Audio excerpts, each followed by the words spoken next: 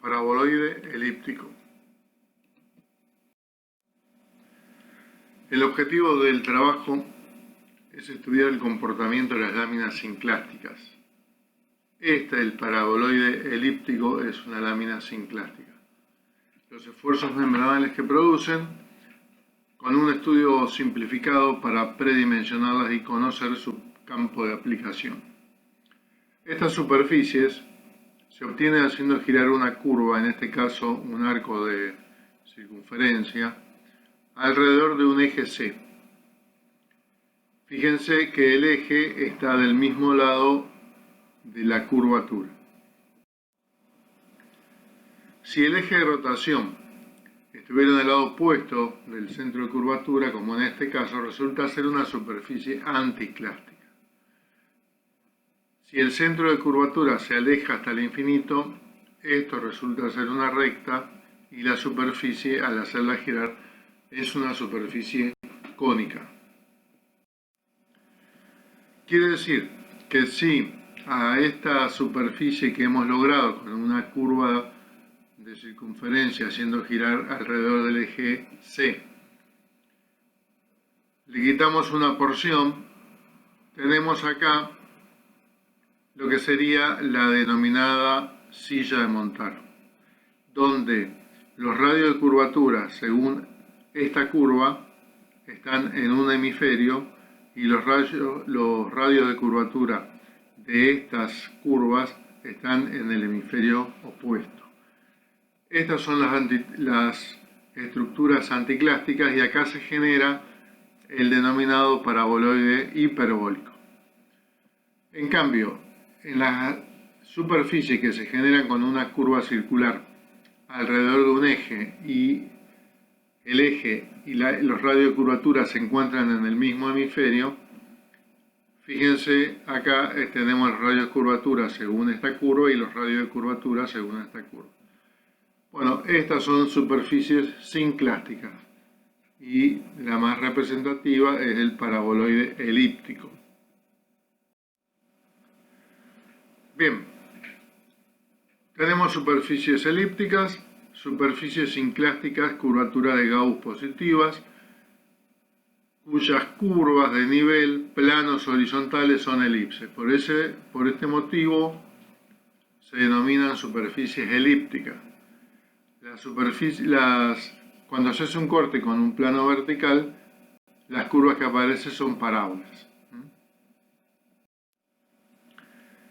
Estas bóvedas pueden ser de traslación, o sea que se trata de una superficie engendrada por una curva vertical que se denomina generatriz, que se desliza sobre otra curva vertical que se denomina directriz. Todas las secciones paralelas son idénticas. Esta sección es igual a esta, es igual a esta, y esto facilita notablemente el replanteo de la cimbra para poder construirlas.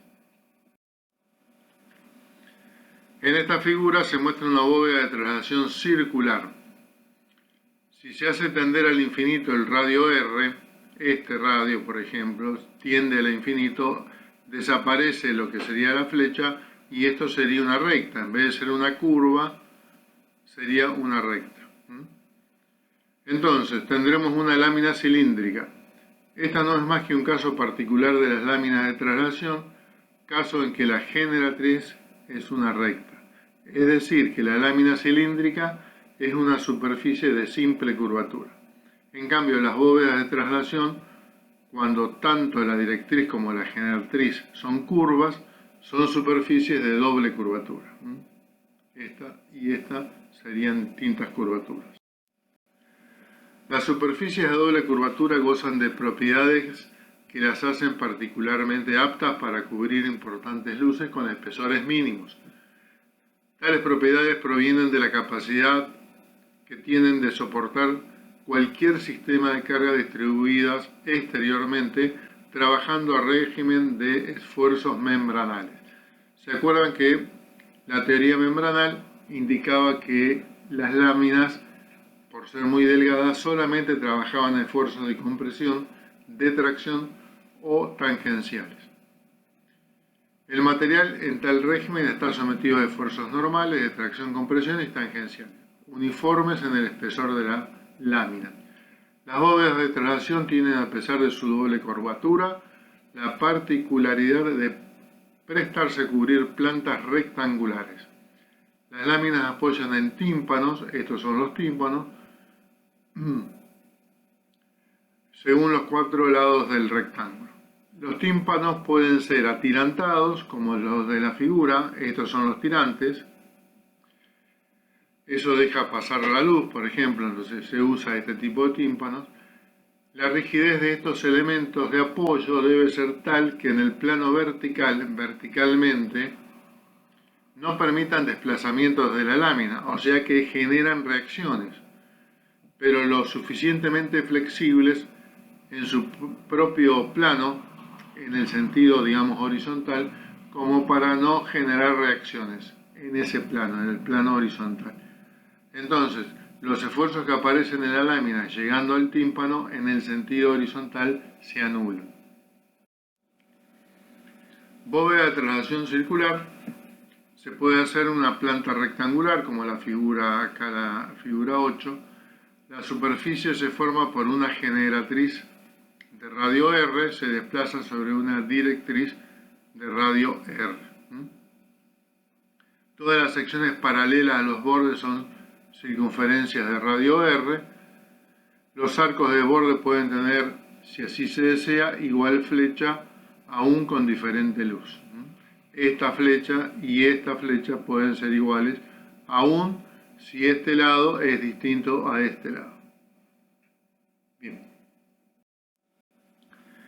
Por ejemplo, para una planta cuadrada de 40 metros de lado, el espesor de la cubierta será de 6 centímetros, aumentando hasta 9 centímetros en los vértices.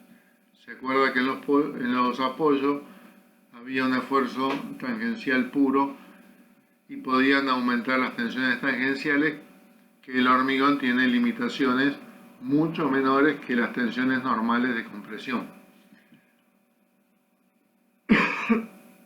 En los casos de tener que cubrir una superficie tal que requiera la utilización de una batería de estas cúpulas, por ejemplo la figura 9, la figura esta, una planta de 100 metros por 100 metros, la disposición adoptada de 9 cúpulas permite resolver el problema de iluminación de forma adecuada y utilizar solo 4 columnas interiores. Habría solamente 1, 2, 3 y 4 columnas interiores. La calota esférica es una bóveda de rotación. Las secciones paralelas a los bordes son circunferencias concéntricas, es decir, con radios crecientes desde el borde hacia el centro. Estos, si uno corta con un plano vertical por acá, va a tener un radio. Acá en un plano más cercano al centro va a tener otro radio. Acá en otro plano vertical va a tener otro radio. Eso es lo que quiere decir, con radios crecientes hacia el centro. Para tener cimbras iguales, ellas deben disponerse radialmente. Para poder que uno construya una cimbra, tiene que disponerlas radialmente y esto sí mantendrían el radio de la cimbra. Este es otro ejemplo de una cúpula esférica, en este caso para cubrir una planta triangular apoyada en 3 articulaciones separadas 50 metros, diseñadas por el arquitecto Eero Saarinen. Otro caso similar es un sector de superficie tórica. Este se genera por un arco de circunferencia G que se traslada sobre otro arco de circunferencia D, al cual se mantiene siempre perpendicular. Las diferentes posiciones de G son los meridianos del toro, en tanto que los arcos paralelos a D son todos de radios distintos, como se indican acá en la figura. Estática de las bóvedas de traslación. Cuando se proyecta cubrir un espacio rectangular, L1 y L2, con una lámina de traslación, adoptarán los peraltes F1 y F2. en el orden de L sobre 10 de la respectiva luz. Se elegirán luego las curvas directrices y generatrices. Las más comúnmente utilizadas son las parábolas y el arco de circunferencia. Esta última, por razones de comportamiento estructural y de practicidad constructiva, es la más recomendable. Esta es una curva de un arco de circunferencia.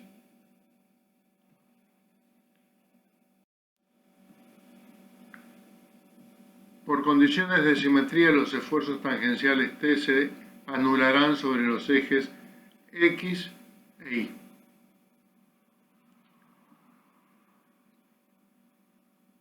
En tanto, los esfuerzos normales Nx serán nulos en los bordes paralelos al eje. Entonces, el esfuerzo Nx en la dirección del eje X son nulos. Son nulos porque el tímpano que existe acá abajo no tiene rigidez para impedir el desplazamiento. Entonces, si se puede desplazar en el sentido X, no se generan reacciones y no aparecen esfuerzos en la lámina. Lo mismo ocurre en la dirección Y. Los esfuerzos NI en la dirección Y en este borde son nulos. Esto resulta del hecho de haber adoptado para los elementos de bordes estructuras de gran rigidez en el plano vertical, pero sin rigidez en el plano fuera de él, o sea, en el plano horizontal. Para una planta cuadrada, L1 igual a L2 y de igual flecha, F1 igual a F2, los esfuerzos resultarán para el caso de carga uniformemente repartida, que sería una carga Q, en el punto 0, que es el punto acá superior, que es la clave, Nx igual a Ni igual a Q por R sobre 2. R es el radio de curvatura que en este caso, al ser plantas iguales y flechas iguales, los radios de curvatura R1 y R2 son iguales. Y T son los esfuerzos tangenciales, donde R es el radio de curvatura de generatriz y directriz en la clave. En el punto A, que es en la posición extrema en la dirección del eje X, el valor de Nx vale 0, el valor de tau vale 0, y queda el valor de Ni, que es máximo, que vale Q por R. El valor en la dirección del eje Y vale Ni Q por R. En el punto B, que es en la dirección Y, el valor de Ni vale 0, el valor de corte vale 0, y el valor de Nx es máximo en la dirección del eje X y vale Q por R. Y en el punto C, el valor de Nx vale 0, el valor de Ni vale 0, y el valor de tau es máximo, 2 veces Q por R, valor máximo. Se puede admitir que la variación de los esfuerzos, tanto Nx como Ni, tienen una forma parabólica. Fíjense que si este es el eje Y y este es el eje X, este será el eje X y este era el eje Y. En este sentido están los esfuerzos Nx. Entonces, aquí dijimos que el valor de Nx valía Q por R sobre 2. Voy a tomar para este ejemplo los valores de R1 igual a R2 y L1 igual a L2. Aquí los esfuerzos tanto Nx como Ni valían Q por R sobre 2. Si esto tiene forma parabólica y el valor en este extremo, que era el valor máximo de Nx, era Q por R, entonces descompongo en un rectángulo que tiene una altura de Q por R sobre 2 y una longitud de L sobre 2. Es la mitad de la luz total.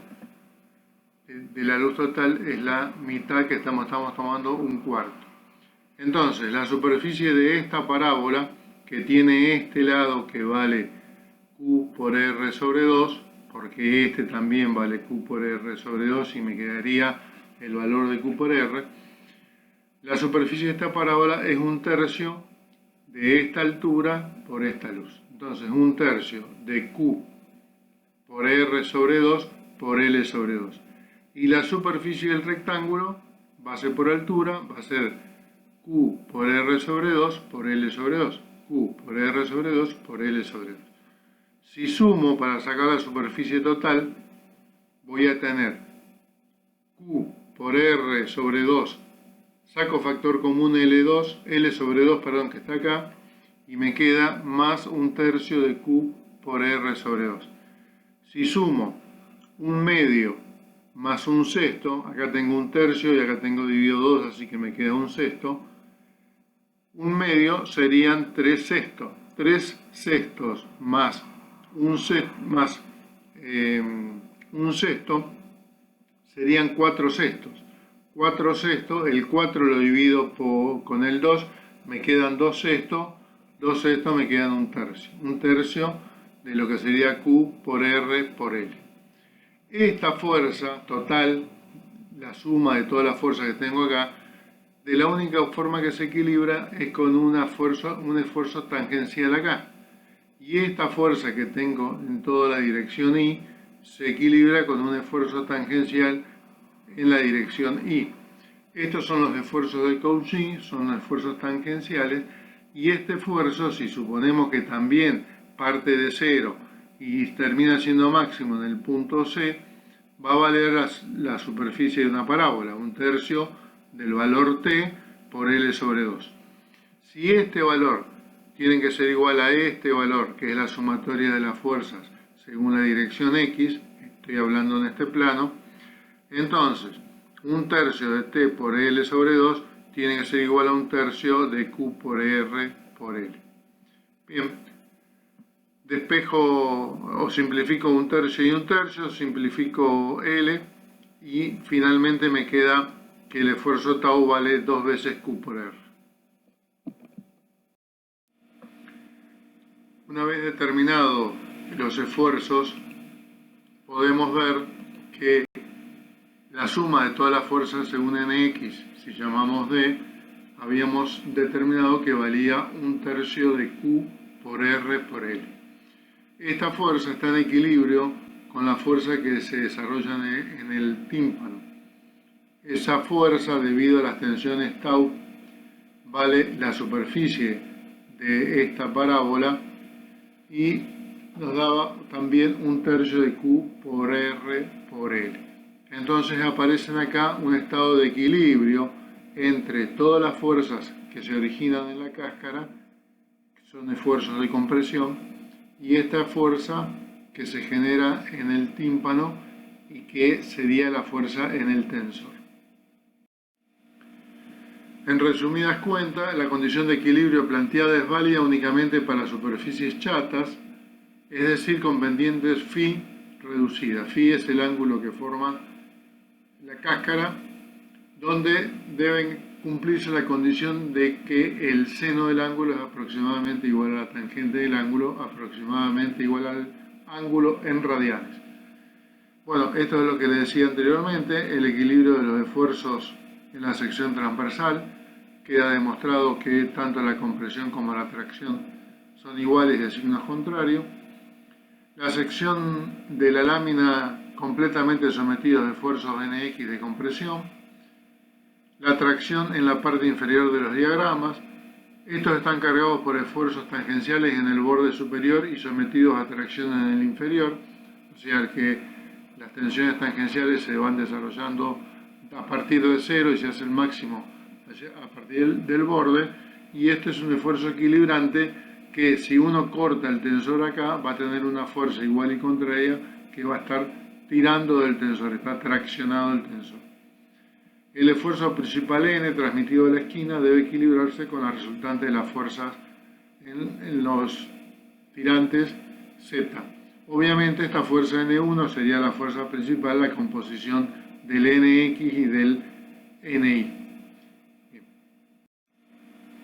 Los esfuerzos principales N transmitidos a las esquinas deben equilibrarse con la resultante de la fuerza de tracción Z en los tirantes de los dos diagramas continuos. Bueno, lo que hemos visto.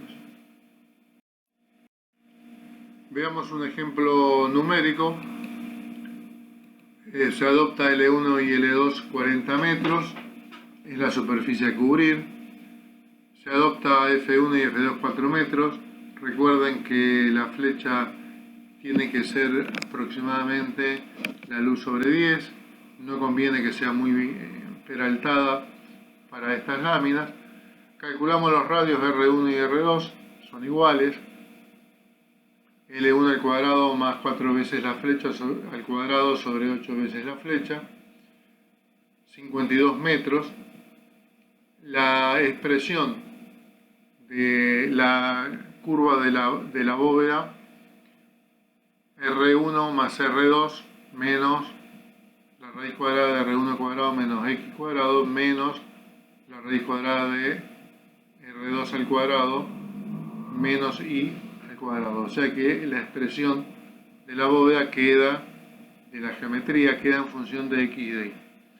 Análisis de carga para una lámina que suponemos que tiene 6 centímetros. Además, considerar la impermeabilización. Bueno, estamos en el orden de los 200 kilos por metro cuadrado.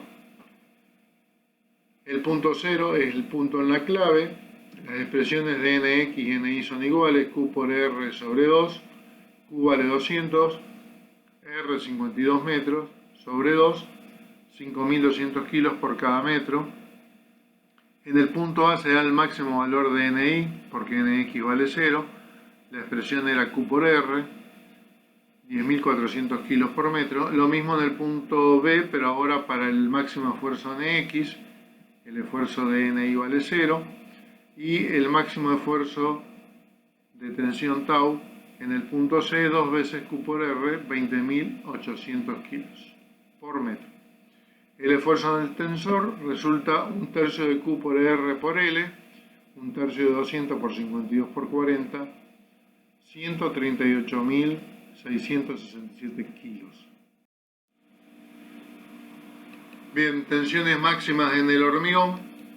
Vamos a tener la máxima fuerza Nx y Ni en los puntos A y B.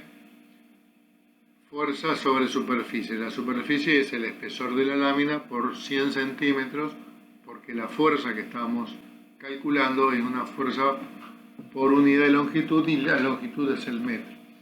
Entonces tenemos 17,33 kilos sobre centímetros cuadrados, que tienen que ser menor que la tensión admisible del hormigón.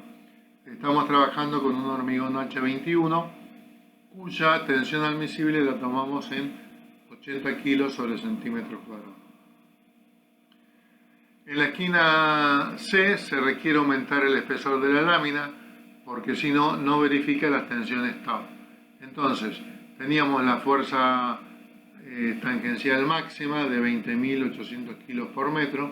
La tensión tau va a ser fuerza sobre superficie, y acá hemos transformado los 6 centímetros de la lámina en 15 centímetros en el apoyo, y obtenemos una tensión tau de 13,87 kilos sobre centímetros cuadrados, siendo las tensiones admisibles para el tau 02 de este hormigón, el H21, de valor 18 kilos sobre centímetros cuadrados. O sea que superamos el tau 12 de 7,5 kilos sobre centímetros cuadrados, pero estamos por debajo del tau 02, que es de 18 kilos sobre centímetros cuadrados. Esto requiere armadura, por supuesto. Bien, en la esquina tenemos un estado de tensiones puro, tenemos las tensiones tau en un sentido y las tensiones por Cauchy, las tensiones tau en el otro sentido. Quiere decir que sigma 1, por ejemplo, sería la componente tau por el coseno del ángulo 2 veces, porque tenemos una fuerza y otra fuerza. Bueno, eso es el valor del sigma 1 multiplicado tensión multiplicado por esta superficie, que es raíz de 2. Esto vale 1, esto vale 1, quiere decir que la diagonal vale raíz cuadrada de 2.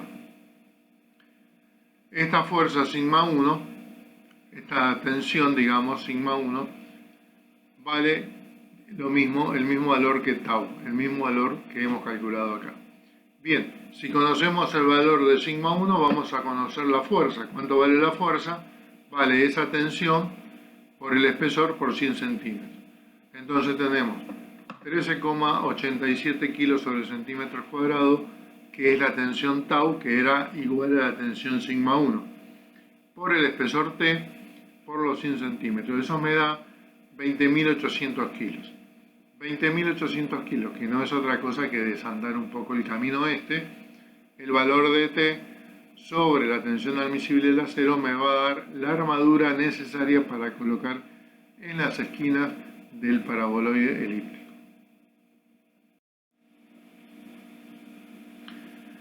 Bóvedas de traslación parabólica, conocidos L1 y L2, adoptamos los valores de F1 y F2 y se calculan los radios de R1 y R2.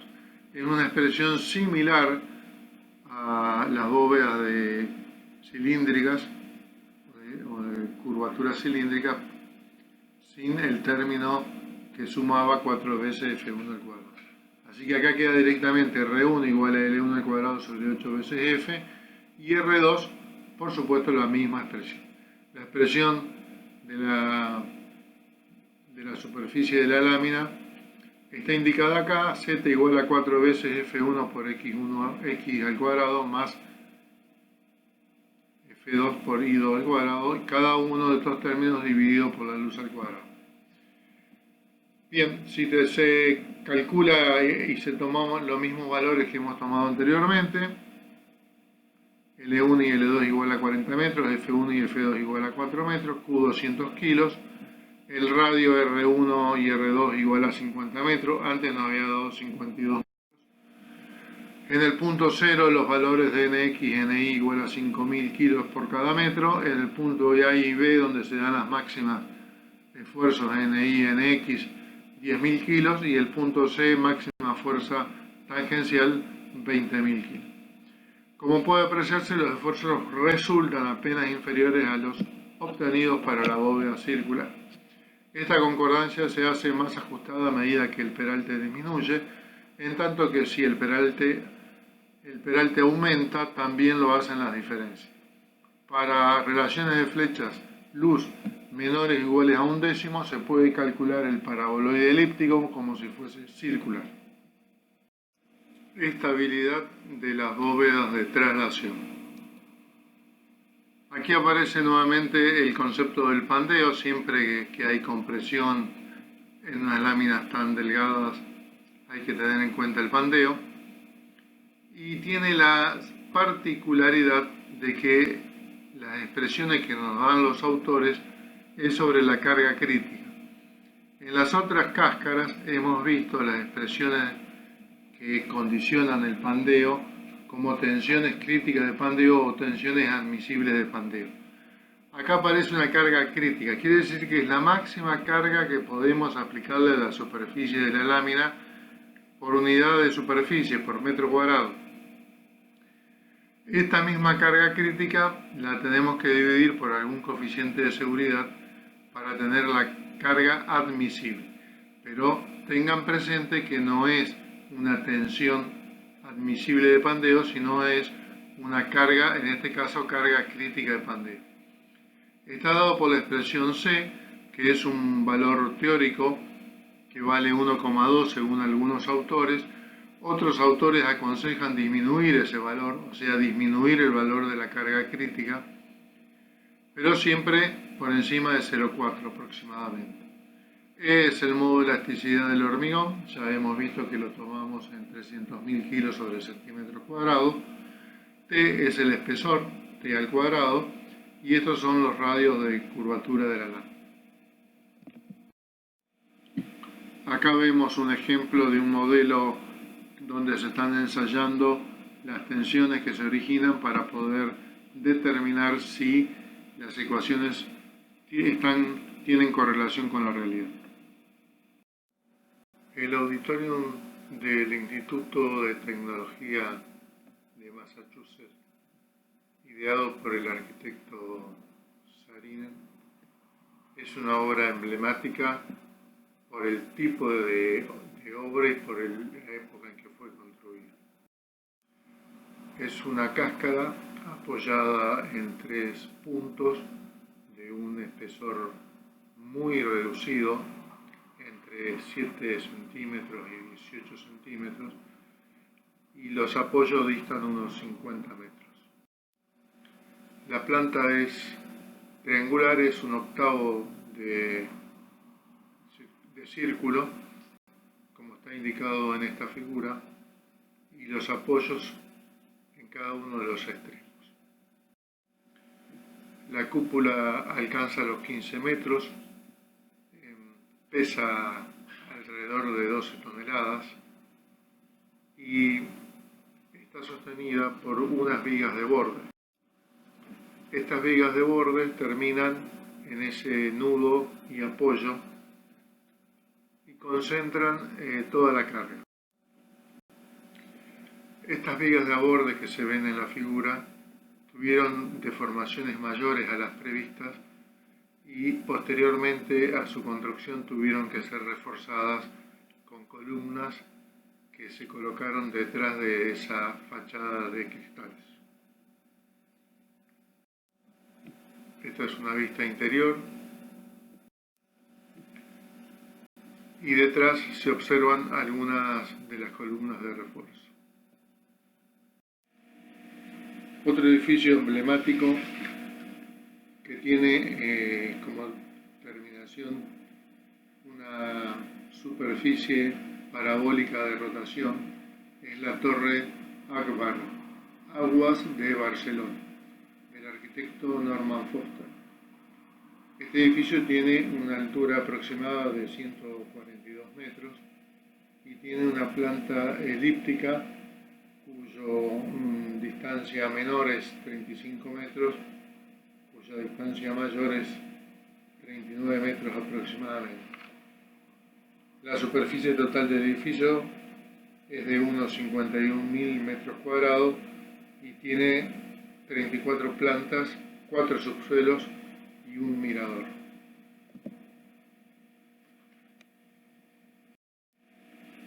En su construcción se utilizaron 25.000 metros cúbicos de hormigón y 250.000 kilos de hierro. Estructuralmente es un edificio que tiene un núcleo y un perímetro exterior portante y transmiten la carga a las plantas libres al apoyo basal.